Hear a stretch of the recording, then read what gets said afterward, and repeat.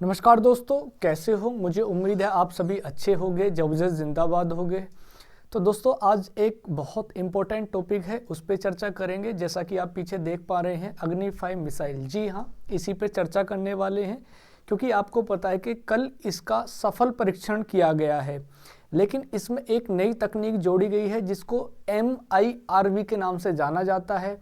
MIRV से मतलब है M यानी मल्टीपल। मल्टीपल का मतलब होता है कि ये कई सारे उद्देश्यों को यानी कई सारे जो लक्ष्य हैं उनको एक साथ भेज सकती है। ये तकनीक अभी हाल फिलहाल में DRDO के द्वारा विकसित की गई है और ये अग्नि 5 हालांकि पहले ही लॉन्च कर दी गई थी, लेकिन इसके बारे में MIRV तकनीक DRDO में जो जोड़ी है ये वाकई एक काबिल तारीफ है। तो इसी पर हम चर्चा करेंगे और जो भी पीछे अग्नि फर्स्ट है, अग्नि सेकंड है, अग्नि थर्ड है, जो भी हैं उनके बारे में भी हम विस्तार से चर्चा करेंगे। दूसरी बात, जैसे ही पता लगा कि DRDO ने कल इसकी यानी सफल परीक्षण कर लिया है MIRV तकनीक का, तुरंत इससे चीन बिल्कुल बौखलाया हुआ है, परेशान है। क्योंकि आपको पता है कि हालांकि जो हमारी अग्नि 5 थी इससे पाकिस्तान, चीन, अफगानिस्तान यानी लगभग 7 किलोमीटर रेंज के जितने भी इंटरकॉन्टिनेंटल यानी जो भी हमारे महाद्वीप पड़ते थे उन सब के दायरे में ये कवर कर सकती थी। तो ज़्यादा देर न करते हुए चलते अपने टॉपिक की तरफ। देखो, अगर आप देखेंगे आपकी जितने भी पत्रिकाएं हैं या जितने भी हमारे समाचार पत्र हैं उन सब में, चाहे हमारा कोई भी टेलीविज़न है, उन सब में एक माध्यम रहा है जहां आपको देखने को मिला होगा कि अग्नि 5 मिसाइल का पुनः सफल परीक्षण किया गया। लेकिन उससे पहले हम क्या करने वाले हैं, हम थोड़ा सा डिस्कस करेंगे ये जो अग्नि फर्स्ट है, अग्नि P है, सेकंड है, थर्ड, फोर्थ, फिफ्थ, सेकंड, इनमें ये तकनीक जो है, ये तकनीक कौन कौन सी है और दूसरी तकनीक के बाद इनमें जो रेंज है वो रेंज क्या क्या है। अगर मैं बात करूं सबसे पहले अग्नि फर्स्ट, यहां आप देखेंगे अग्नि फर्स्ट, इसे बोला जाता है MRBM। यानी ये किस प्रकार की है? M यानी मीडियम रेंज बैलिस्टिक मिसाइल। इसका मतलब क्या है? यानी ये मध्यम दूरी की बैलिस्टिक मिसाइल है। अच्छा जी, अब अगर मैं इसकी रेंज की बात करूं तो इसकी रेंज कितनी है? 700 से 12 किलोमीटर है। तो ये क्या कर सकती है? यानी कम लक्ष्य को भेज सकती थी। अच्छा, अगर मैं इसकी बात करूं, इसकी शुरुआत कब से मानी जाती है? तो 1989 से इसकी शुरुआत मानी जाती है, जब DRDO ने इसको विकसित कर लिया था। उसके बाद में अगर बात करूं, इसी का एक उन्नत वर्जन आया था अग्नि P। इसे भी क्या कहा जाता था? MRBM। यानी M मतलब मीडियम रेंज बैलिस्टिक मिसाइल। इसमें क्या हुआ था, जो इसका उन्नत वर्जन आया था इसमें इसकी जो दूरी बढ़ाकर कितनी कर दी गई थी? यानी 1000 से 1200 किलोमीटर इसकी दूरी कर दी गई थी। तत्पश्चात अग्नि द्वितीय का एक सफल परीक्षण किया गया, इसे भी MRBM तकनीक के नाम से माना जाता है। अब इसमें इसकी जो दूरी थी वो 2000 से 3500 किलोमीटर के आसपास थी। यानी इसको पाकिस्तान की दूरी भी आसानी से कवर की जा सकती थी और चीन के बहुत सारे क्षेत्र इसमें कवर किए जा सकते थे। अफगानिस्तान का बहुत सारा क्षेत्र भी इस रेंज में आ सकता था। लेकिन इसके बाद यानी जो हमारी अग्नि थर्ड आई, इससे बहुत ज्यादा मिसाइल में इसमें क्या हुआ? परिवर्तन हुआ। कैसे?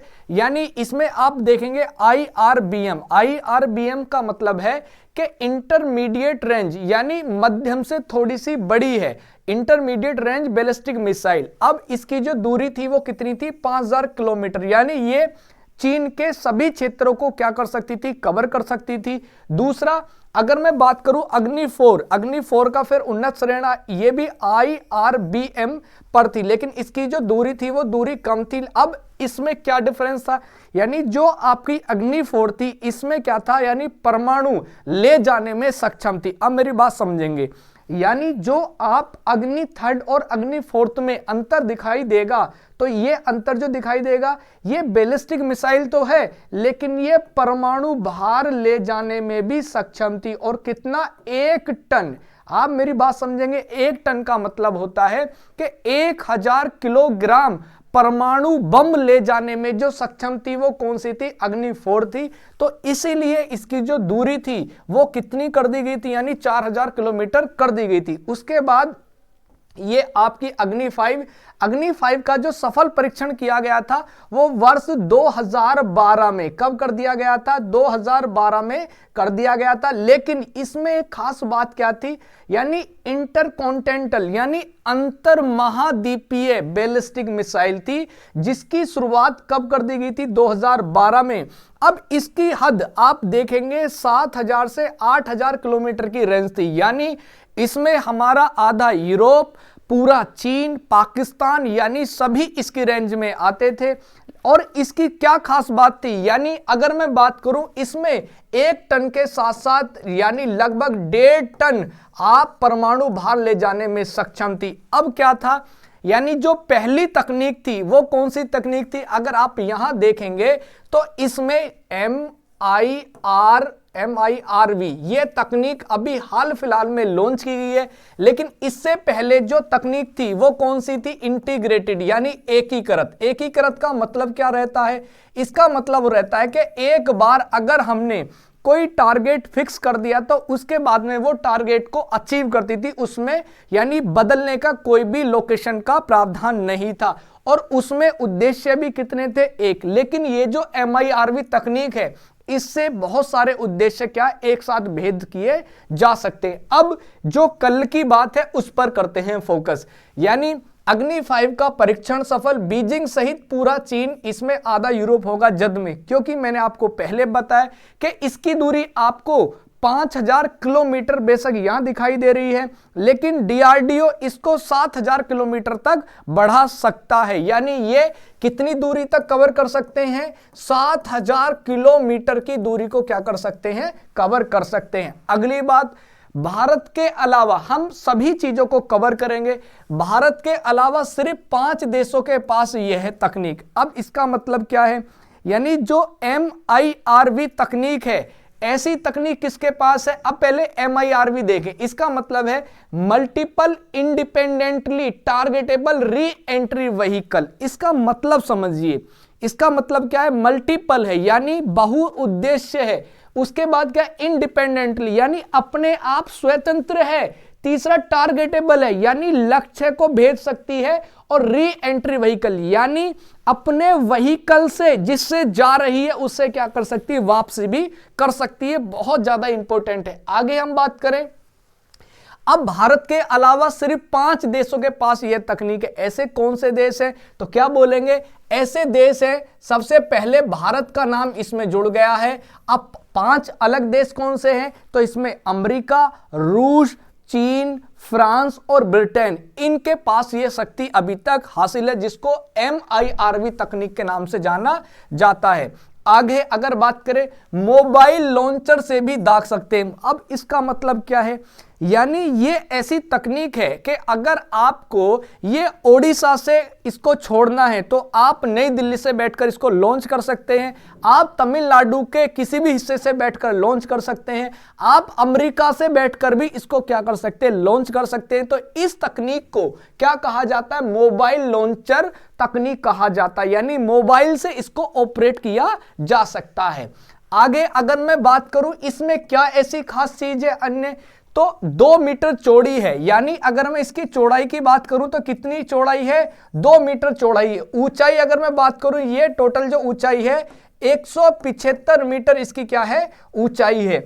उसके बाद ठोस ईंधन से चलने वाली 3 चरणों वाली मिसाइल है। आगे अगर मैं बात करूं, एक बहुत इंपॉर्टेंट बात है कि इसमें परमाणु भार यानी न्यूक्लियर बम ले जाने की 1.5 टन की क्षमता है। आप मेरी बात समझ रहे हैं? यानी 1500 किलोग्राम भार इसमें परमाणु बम ले जाने की क्षमता है। तो ये बहुत ज्यादा विकसित और उन्नत प्रणाली की मिसाइल है। आगे अगर बात करूं, अब इससे हमारा क्या फायदा हो सकता है, यानी सबसे पहले, और इसमें क्या ऐसी चीज एडवांस है, पहले इसको देख लेते हैं। स्वदेशी रूप से विकसित है, पहली बात। परमाणु हथियार ले जाने में सक्षम है। और कितना जी?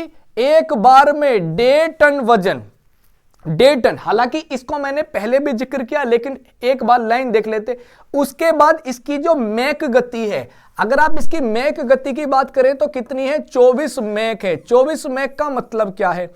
इसका मतलब है कि जो वायु के आधार पर ध्वनि की गति मापी जाती है।